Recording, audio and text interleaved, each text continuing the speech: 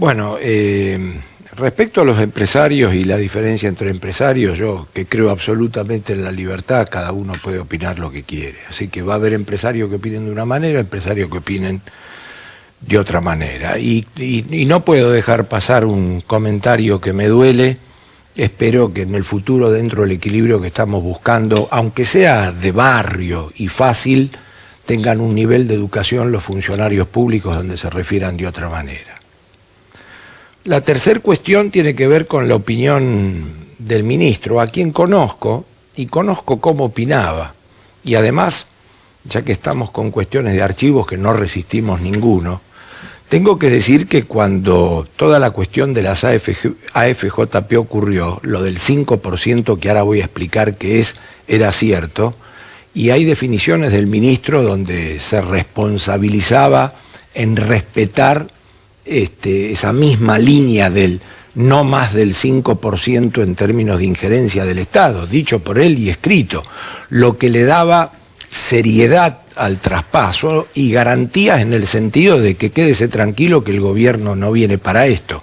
Así que si estamos en cuestiones de ver qué es lo que dice uno, qué es lo que dice otro, de repente se nos puede pasar a nosotros, que somos opinadores, lo que no se le puede pasar es a un funcionario. Ahora, concretamente en este tema. Yo creo que, y me resisto, hay todo un conjunto de temas donde en la Argentina, donde me resisto a ir al tema en particular. Porque acá, primero hay que ver la visión estructural y luego podemos ir al tema en particular. La visión estructural es que en la Argentina había fondos de pensión. Y los fondos de pensión que eran sector privado podían ahorrar comprando acciones de otras compañías, pero tenían prohibido tomar esa compañía. Ese es el famoso 5%. Yo como fondo de pensión puedo tener acciones de la compañía de Víctor Hugo, hasta 30% y cobrar la renta. Lo que no puedo es hacer valer ese 30 por 30, nunca más de 5, porque la ley obligaba al sector privado a no poder copar a Víctor Hugo. ¿Dónde la habrán tomado esa ley? Porque en realidad en el resto del mundo no es así. Las empresas tienen una participación del 20% y tienen, en algunos casos, más votos todavía que lo que le da ese 20%. Pero no es malo, porque los fondos de pensión tenían que dedicarse a acumular renta, a encontrar eventualmente dividendos y no a copar compañías. Y digamos, no lo sé, pero no es el foco en cuestión. Quiero traer el hilo conductor de esto. La segunda cuestión es que cuando los fondos de pensión pasan al gobierno y el gobierno suma el fondo de pensión 1, más el 2, más el 3, más el 4, se encuentra con un paquete que supera con creces en la suma el 30%. Y ahí viene el compromiso del ministro en términos de quédense tranquilos para que esto salga. Nosotros garantizamos verbalmente que eso no va a ocurrir. Ahora, a partir de ahí viene la segunda cuestión, que también se mete en el berenjenal, que es, había quedado en una zona liberada eso, y cuando ahora el gobierno quiere hacer uso de esa opción, lo hace a través de un decreto de necesidad y urgencia, que genera el problema que todos los decretos de necesidad y urgencia generan en cualquier democracia y en la Argentina en particular, que tiene un razonamiento muy particular para voltearlo, casi imposible, y en sesiones ordinarias del Congreso. Esto no es como lo de Redrado. ¿Cómo surgió el rechazo al decreto de necesidad y urgencia? Porque Menem sacó muchísimos, sí, no recuerdo bien el número. Duhalde sacó 150 y pico, 9 por mes. Y la presidenta actual solo ha sacado el 0,3%. Surge desde que... Pero sí, el mecanismo de decretos de necesidad y urgencia, porque si no decimos la verdad incompleta, está previsto en la Constitución de 1994, sancionada, y a partir de ahí hubo leyes que está vigente con una ley de Kirchner del año 2006 que obliga a mayoría de ambas cámaras para voltearlo. Miren, desde que existe la democracia y existe Congreso y existe Corte Suprema y existe Poder Ejecutivo, entonces yo digo, lo hacía Menem, está mal. Lo hacía Duhalde, está mal. Si pero queremos... no existía esta cosa tan enojada, lo que pasa porque que... Menem estaba actuando quizás con decretos que favorecían un estado de cosas distintas. La ley del 2006 de Kirchner es muy fuerte. Si ambas cámaras en el Congreso, ambas con mayoría, no lo voltean, sigue vigente. Yo pregunto, si la democracia es democracia, Y si el Congreso, como dice Pepe Mujica en un reportaje reciente por la ley de caducidad, dice, yo no me puedo oponer a lo que opina el Congreso. Entonces, si lo hacía Menem mal, y si lo hacía Duhalde mal, ¿para qué lo reforzó Kirchner en el año 2006? ¿Y por qué, si está mal, no aprovechamos para hacerlo bien? Yo no estoy haciendo ninguna defensa de nada, digo, estoy explicando cronológicamente el tema y no vayamos directo así, Techín o la mayoría no, digamos, hagamos la sucesión cronológica. Primero, AFJP. Segundo, un privado no podía copar la parada de otro privado. Tercero, queda en el limbo. Cuarto, para que pase se comprometen que no lo van a hacer. Quinto, viene el DNU.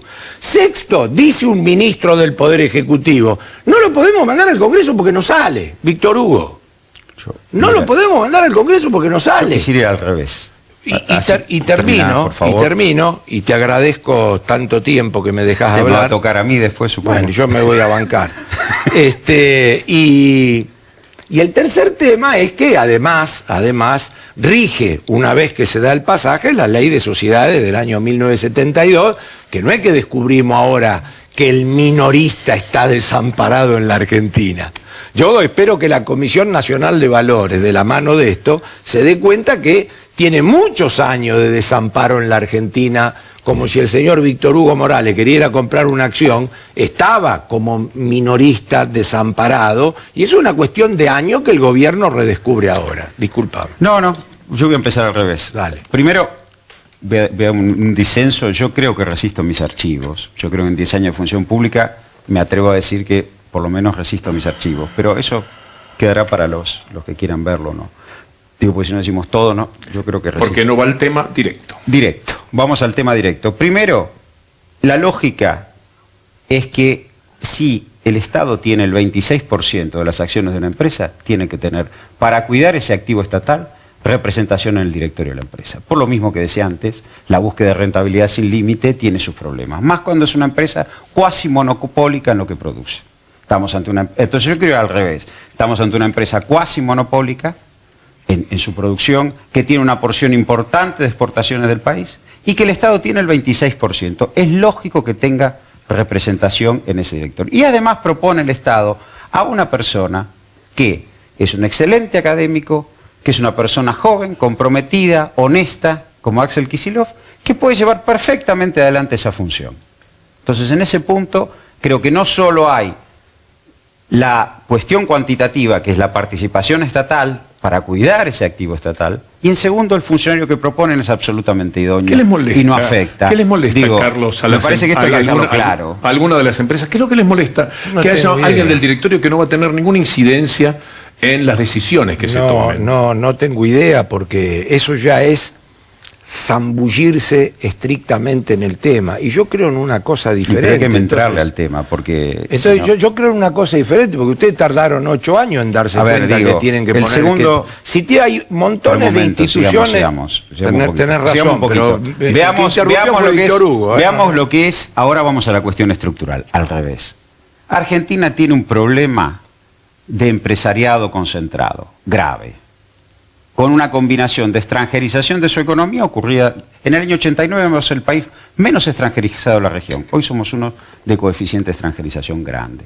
El segundo problema importante es que tenemos un escenario de conglomerados económicos que no apuestan al mercado interno, que no apuestan al empleo, que no apuestan a la industrialización y la innovación en el país. Esto ha sido un problema histórico de la Argentina, por eso el Estado tuvo que desarrollarse como sector público, por eso hubo una SOMISA que subsidió la llegada de Techín, pero Techín no puede liderar un proceso que integre a los argentinos, ni AEA puede liderar un proceso que integre a los argentinos, como ha habido otras burguesías en el mundo. Entonces, es lógico que el Estado intervenga. ¿De cuántas empresas estamos hablando que están en desacuerdo con lo que quiere el decreto de necesidad? Hasta ahora, la única que lo ha planteado en términos judiciales es Techín. Supongo que puede expresarse a través de sus cámaras de otro modo, pero quien ha resistido judicialmente y de un modo palmario, y además haciendo una asamblea de accionistas que linda... Porque digo, acá también la institucionalidad juega. El gobierno procede de acuerdo a las leyes. Hay un mecanismo por el cual el gobierno puede hacer esto, hay un mecanismo por el cual constitucionalmente, de una constitución que no sancionó este gobierno, pero se manda un DNU, y hay un mecanismo por el cual las cámaras se pueden expresar. Pero hay mecanismos. Estamos respetando la seguridad jurídica, si es lo que les preocupa.